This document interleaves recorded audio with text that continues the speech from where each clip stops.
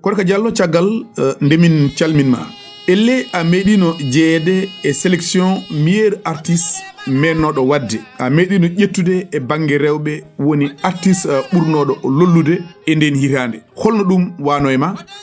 eyyi siɗo ko sago hunde kala ko waɗa ko moƴƴi tawa ene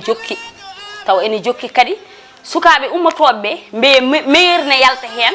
Koorka Diallo daña mo ganduɗa wiye oɗo e Koorka kañumen poti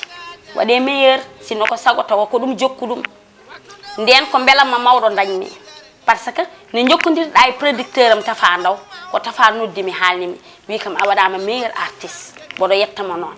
par ce que so neɗɗo yeehi hane film ma hunde foof ne heɓa ɗum hen ne eto an toujours ya won ya ɓuur e nder yimɓeɓe ha an a ɓuuri a waɗama meilleur artiste ɗum ko belamma mawɗo mo dañmi bandiraɓe belti fansaji am belti yimɓe foof belti soko tawi neɗɗo woni artiste ene heewi hebde fansiji ha tengti noon tawa ko artiste debbo kono kadi e nder fansiji ɗi ene woodi mogguintoɓe hen ene mbiya ko fansiji ma kono taw won goɗɗum ko ɗaɓɓata ko wona tan fansagal ngal beele ene wanno tentative uji ɗi ganduɗa an aɗa wuranno ɗum kam wasta ɗum ɗon wasta en tant que mogiyanke kadi ka gandaɗo machallah kadi a andama machallah hande ma yi moƴƴo janggo jiyama moƴƴani mais en tant que an mogiyanke o ko an ƴewata hoore ma ganda toɗɗoɗa moƴƴo o emo moƴƴani o ko moƴƴani ko fof jojjina moƴƴo o jagga ɗum kala ɗo acteur uji gondi rivalité waɗat hakkude mumen te an ene teska an aɗa heewi wonde actrice principale e mogoji ɗi mbaɗanno ɗon holno gurdannoɗa e rivalité hakkude ma eɓe gondunoɗa ɗum ɗon kam alay sago waɗa mais en tant que an toujours ko nenam wiyanno kam sa yeehi e rendo horo ƴeew mbiya ɓeɗo foof ne jinma ala yiɗɓe maɓe e añɓe ma kamɓe foof rendin tan mbaɗa yiɗɓe ma min ko noon gurdunomi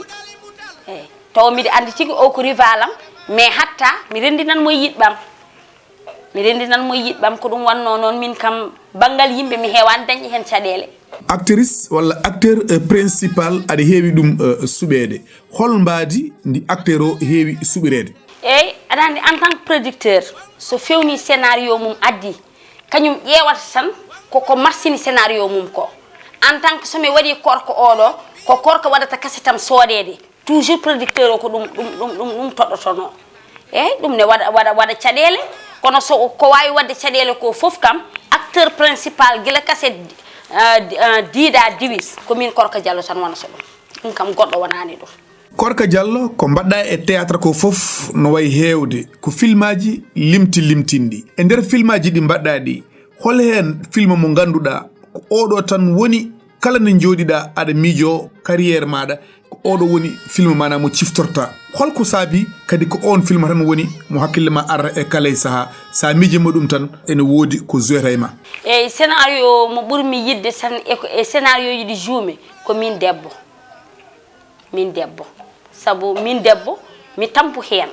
mi tampe e min debbo ko ɗum waɗi dal kastaji tournumi foof ko min debbo ɓuuri kam welde hewɓe ene mbiya hande e mogo o ko tampere woni hen ala jobdele yimɓeɓe keɓata cacheji munen beele wona fannode e balle fansiji yidde yoyiye ɗum addante neɗɗo o forsude ha jeeye e série tawani namdaki fodde muɗum fada gartam e fansuji muɗum ndaw komi sikkani saabu an ko liggotoɗa ko an ñagotoɗa Allah tan ko gartam mum mais hoto ɗammino pour cassette so yalti fanse ne waɗanami ko ganduɗa komi wawa dañde e cassette ala fanse wawa waɗande neɗɗo ko wawa dañde e cassette mais aɗa tourna cassette neɗɗo yima hen yidma itta jawdi mum hokkuma ɗum ɗon ko sens tan mo ganduɗa ko mogiyankoɓe pular dañño ɗum ko mogiyankoɓe pular dañño ɗum par ce que kamɓe koɓe mbaɗirta ɗum ɗon ko toujours ɓe mbaɗat ha para ɓe mbima jokku golle neɗɗo noon so wima jokku golle wiyanima ya woppu ni wona gonga e wima ko ya jokku yimɓe hewɓe ene nana Koorka Diallo Koorka ko inde deftere walla Koorka ko inde artiste o e ko wona ɗum holɗo Koorka jeeya Koorka Diallo ko inde artiste eyyi no ɗum ardi ko Tafa Ndaw e Leyla binduno scénario o scénario non ko bi accawele fonno dum juude on fonno wiede Koorka joni non mataw Allah wadi haajani mum on sanki tafa ndaw ari Kër Massar Ablaye Diallo addi mo ndew ari o yi pengal ngal o toddi be yetti kambe wa pengal be toddi yimbe fof on saha non min mi jettaka parce que mi hewno hen pirti amajjani tan neddo cobdo mi hewno hen pirti min mi jettaka Allah wadi min jalti ha boowal tafa soyni makam wi Samba Aissata Ba odo esko jettamo wi no min jetti ko min jettanno ha pari so tawi ha élément manki min nanna mo hen cili Boubacar jeyami ton babam jeya yaayam non jeya ko ogo Koorka Diallo mi nani mbiɗa ka debbo desaɗo kadi ka jiɗɗo noon joom galle ma o holno relation ma ardi e Samba Amadou Dikil ha dewgal joli hen eyyi aɗa joni a haali e haalande nde a wi fansaji kanko o yeɓanno ko kasetam premiére fansam ɗo e Dakar ko kanko wonno premiére fansam ɗo e Dakar kanko wonno o waɗani kam teddule kewɗe teddule mawɗe o waɗani min haɗa amen resodirde hawo yi kam o yiidir kam dewgal min aussi komi debbo jiɗmi tan ko resede so neɗɗo resi kam tan yo suuram o resimi o suurimi machallah neɗɗo so woni artiste ha tengte artiste debbo ene heewa fansiji ene heewa yimɓe ɓe jokkodirta beele ala no caɗele joni noon haadi a resama alay saago ma mbayla numéro téléphone walla ka goppaɗo tan e miijo ma no Oumar aɗa andi neɗɗo ko neɗɗo tan neɗɗo ko neɗɗo tan aade ko aade tan aɗa andi a resta debbo tan goppa n'importe quelle heure neɗɗo no nodda jomum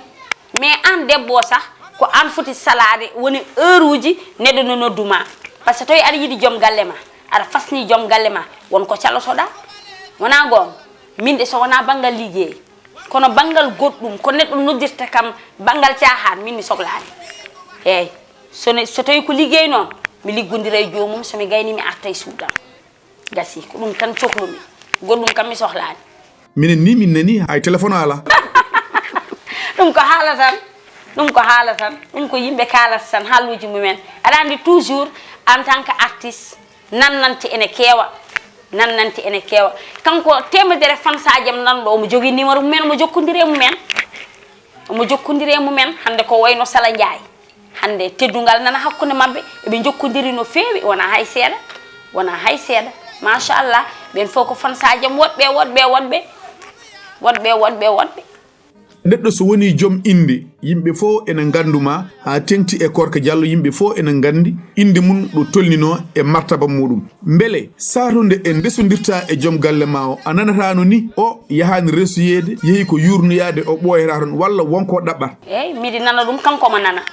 kala koɓe mbi kam tan toujours kadi ɓe gara ɓe kalnama ko dali ɗum ɓe mbiyamo oɗo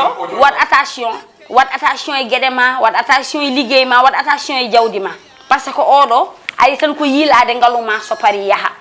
te Allah ina seedi hande machallah mi dañi bomi e sagataɓe natrim hen ko sibu Allah ɗum nanni kam hen komi ñaguinoɗo Allah joomam toujours sah so miɗi residi e gorko Allah no wawi hoto won ɗanniyanke par ce que so wiyama ɗanniyanke tan ma wiye Koorka entraînani ɗum hen mais min desirama ko sibu Allah kadi e yidde